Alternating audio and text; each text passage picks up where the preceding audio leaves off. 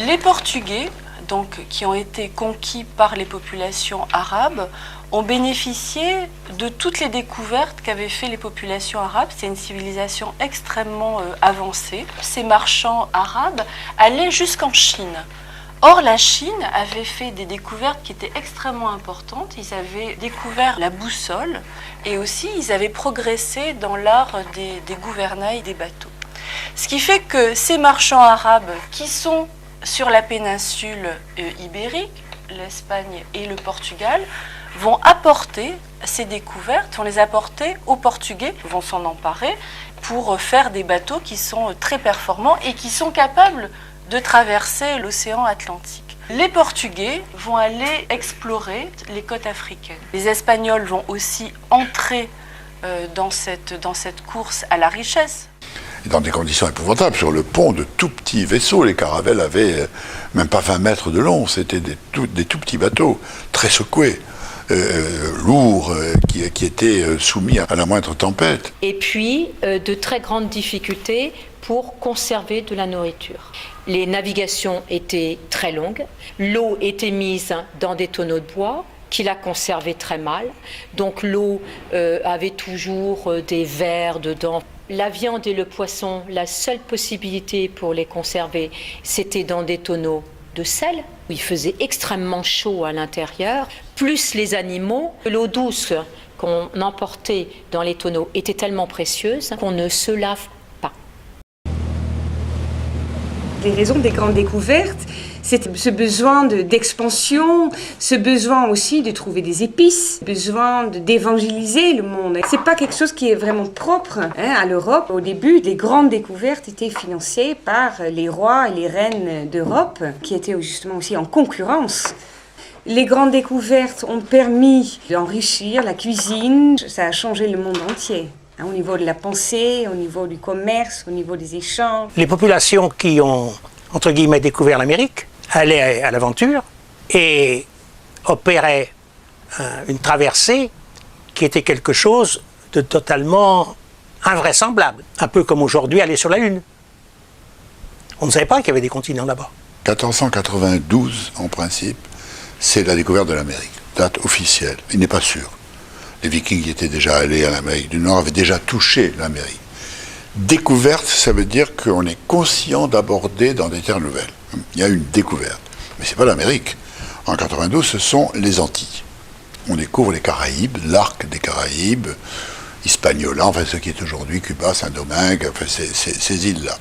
En 92, cet événement extraordinaire qui a été la rencontre de deux mondes qui s'ignoraient depuis 25 000 ans, et auquel il faudrait, si on voulait le comparer à quelque chose, il faudrait le mettre à côté d'une rencontre avec des extraterrestres. C'était vraiment tout à fait étonnant, pour des deux côtés d'ailleurs. L'étonnement a été réciproque. Christophe Colomb a fait plusieurs voyages, il a touché les côtes du Venezuela, il n'a jamais touché le Mexique, et il a fait plusieurs voyages en ramenant des produits, des indigènes, etc. Et surtout, il cherchait de l'or. C'était la raison majeure de ces expéditions. D'ailleurs, il est l'auteur d'une phrase que je cite souvent, « L'or est une chose excellente, capable d'accomplir beaucoup d'exploits et même de mener des âmes au paradis ». Les Caraïbes sont conquises par les Espagnols, mais le débarquement de Cortés au Mexique a lieu 25 ans plus tard. Donc entre 92 et 1517, 25 années passent. Pendant ces 25 années, ils ont beaucoup navigué dans les mers des Caraïbes, les Espagnols et les Portugais.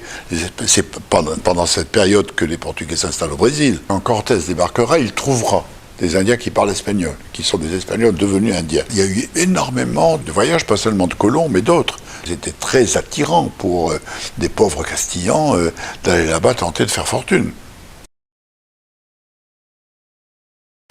Et arrivés là-bas, ils ont été séduits par deux choses, l'or et les femmes indiennes.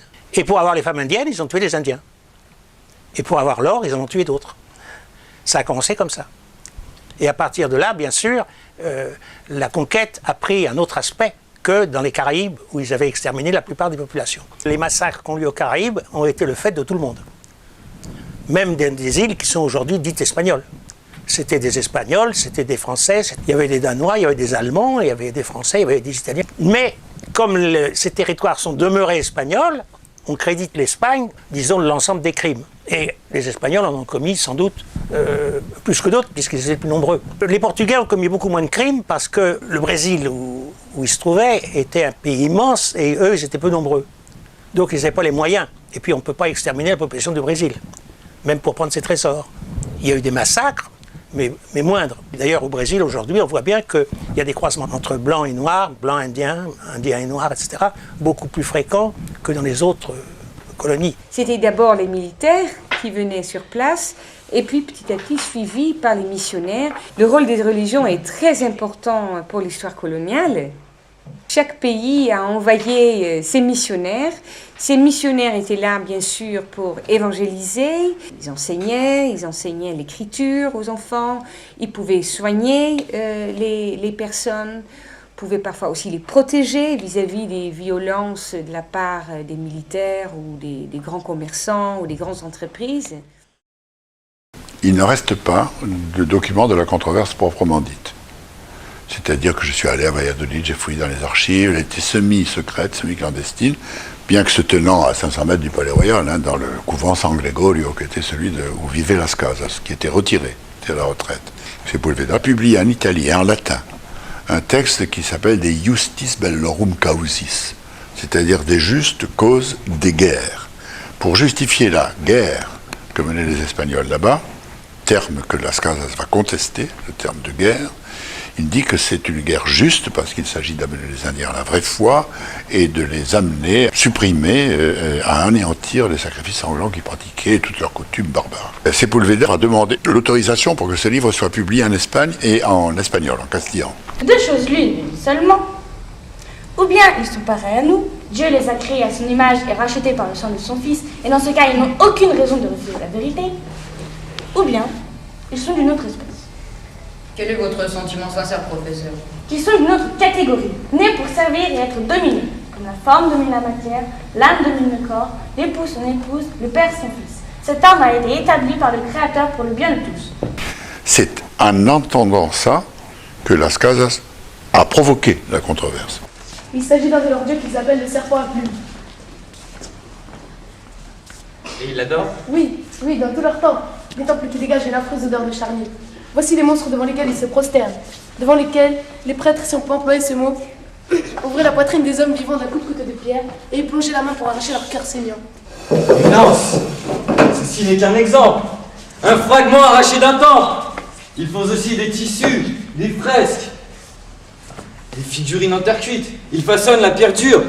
On ne peut pas comparer ce qui ne se compare pas. Ils ont de véritables artistes, avec des plumes d'oiseaux. Mais comme le livre de Sepulveda n'a pas été publié en castillan, on peut penser que les arguments de Las Casas ont porté. Ces Indiens dont vous nous parlez depuis tout à l'heure, vous avez été aveuglés sur leur véritable nature. Par exemple, vous dites avec insistance qu'ils sont doux comme des brebis. Mais s'ils sont comme des brebis, alors ils ne sont pas des hommes. Qui peut dire que l'homme est doux? Mais le Christ le dit, il ne cesse de le dire. Si on vous frappe, tendez l'autre joue. Il ne dit pas que nous sommes doux, il dit que nous devons nous efforcer de l'être. Et il dit aussi, je ne viens pas vous apporter la paix, mais l'épée. Le Christ aime ce combat, il aime cette conquête. Sinon, croyez-vous qu'il aurait permis ce nouveau massacre des innocents? Les conséquences de la controverse sont pratiquement inefficaces, puisque déjà 13 ans plus tôt, en 1937, le pape avait promulgué une bulle disant qu'il fallait traiter les Indiens d'Amérique comme nos frères, etc., comme nos frères dans le Christ. Mes chers frères, ma décision est prise. Comme je vous l'ai dit, elle sera confirmée par sa sainteté et toute l'Église entière. Les habitants du Nouveau Monde, qu'on appelle Inde, sont bien nés d'Adam et Ève, comme nous. Ils jouissent d'un esprit et d'une âme immortelle, comme nous. Toutes ces recommandations pontificales restent sans effet, et les colons continuent à se conduire comme des colons, bien entendu. Il est né en 1533 et il est mort en 1592. Il s'appelait Michel Ekem. Et de Montaigne, c'est le nom du château où il est né, qui se trouve pas très loin de Bordeaux. Donc il appartient à une famille dont le père était un grand négociant, qui avait gagné pas mal d'argent. Et après il a fait des études de philo à Bordeaux et puis de droit à Toulouse un peu plus tard. Il a été élu maire de Bordeaux pendant à peu près 5 ans. Et dans une période de trouble qui était la période des guerres de religion, et c'est quelqu'un qui a toujours eu des positions très modérées et qui a pu jouer pendant les guerres de religion l'intermédiaire entre les catholiques et les protestants. Très souvent, le premier réflexe par rapport à l'autre, par rapport à celui qui est différent, c'est de dire « Oh, il n'est pas comme moi, donc je m'en méfie, je suis un peu réservé ». Mais en réalité, il a beaucoup réfléchi, mais il a aussi beaucoup voyagé, dans tous les pays d'Europe.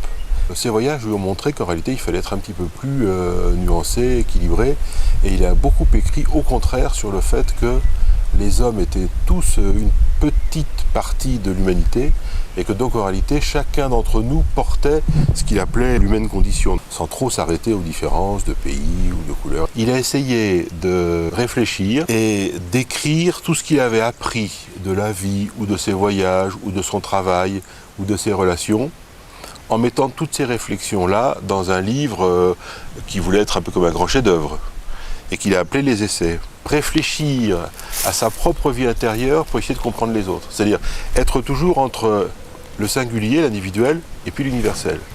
Donc au XVIe siècle, il y avait des Indiens du Brésil qui avaient été ramenés. Il avait pu voir ces Indiens, où il a été un des tout premiers à dire « mais peut-être que les barbares, c'est pas eux, peut-être que c'est nous. Que ces peuples sont différents de nous, ont des cultures différentes, mais ça ne veut pas dire que leur culture et leur manière de vivre sont inférieures à la nôtre. » Contrairement à tous les préjugés qui existaient à cette époque-là et qui ont perduré encore très très longtemps, après au XVIIe, au XVIIIe et même jusqu'à nos jours, les idées humanistes, elles sont sans cesse à affirmer et à reconquérir.